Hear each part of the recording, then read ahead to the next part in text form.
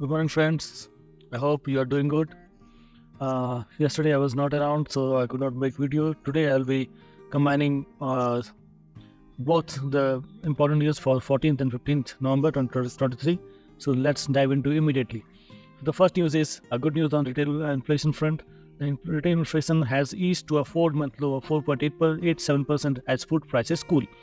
So the consumer price index based retail inflation fell to a 3-month low of 5.02% in September. The previous low inflation was recorded at 4.87% in June. So the inflation is easing. The main reason was the cooling of food prices, especially the vegetables. The prices have come down a bit, so that was kind of relief to the to customers and also government.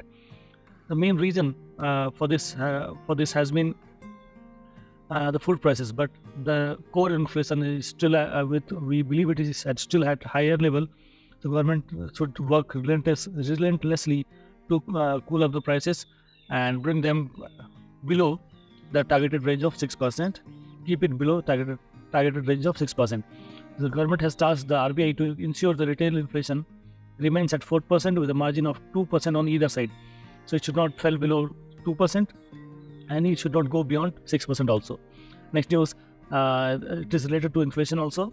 The wholesale inflation remains in deflation zone for 7th successive month. So we are not very concerned about wholesale inflation because as a consumers, we are paying the prices as per retail inflation. So that is the most affecting retail customers. But anyway, this is also news that October headline recorded at minus 0.52% against 0.26% in September. So it is just for information, not affecting our day-to-day lives. Moving on, the Goldman Sachs has loads up in Indian equity market and it has upgraded to overweight.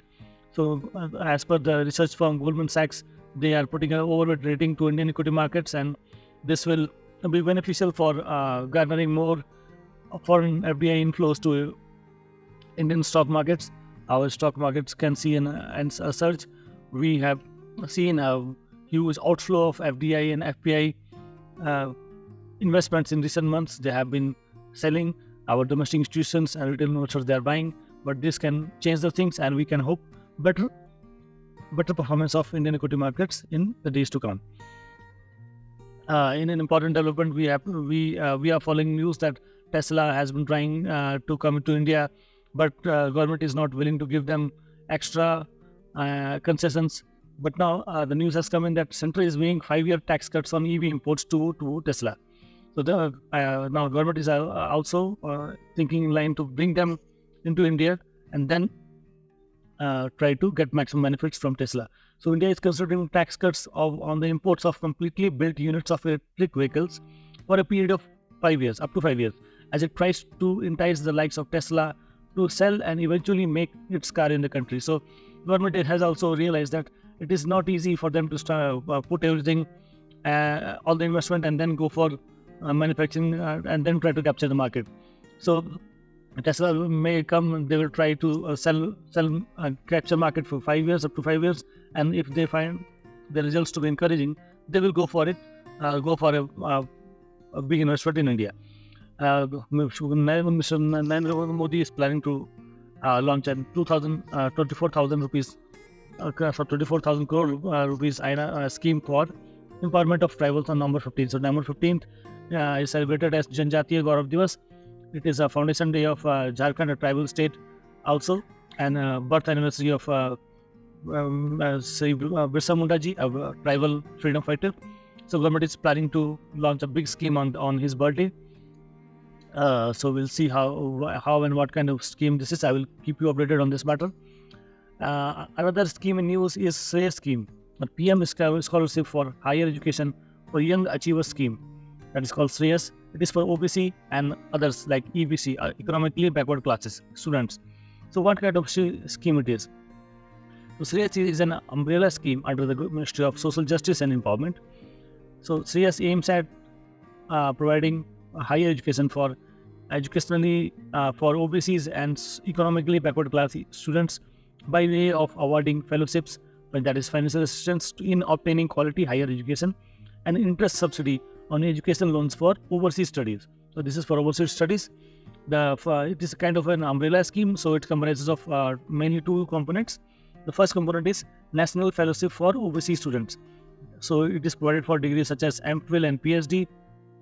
Total number of 1,000 junior research fellowships are awarded each year, and financial assistance granted to these students. The second is the Dr. Ambedkar scheme of interest subsidy on educational loans for overseas studies for overseas and EBC students. So it is interest subsidy. This scheme mainly deals with the interest subsidy to the students belonging to OBC and EBC on the interest payable for the period of moratorium for the education loans for overseas studies at master's, MPhil and PhD level.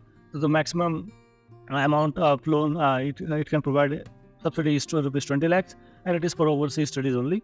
The students should not be in creamy layer category, and for EBCs it is the income ceiling is 5 lakh per annum.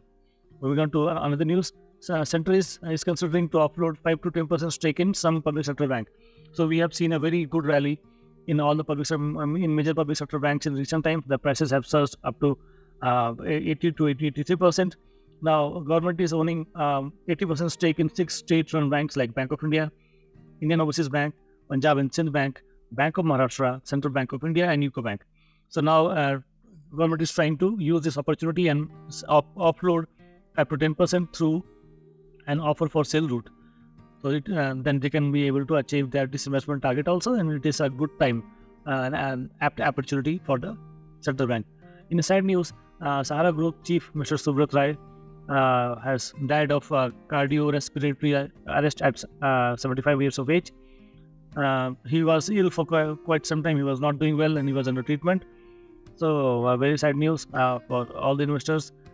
You may dispute his legacy, you may dispute his way of working, but he had fought the system and tried to change the investing landscape of Indian government, and he reached to the masses. So we have to see now how Sahara Group, in which direction it goes. So we'll be following up this matter. So, but a very sad news. Our condolences to the bereaved family. So friends, that these were the news from major news for 14th and 15th. Hope you will be doing well. We are hoping for a good result from the semi-finals for India. Let's cheer and support our team, and we keep updating ourselves also. Thank you so much for watching. See you tomorrow. Thank you so much.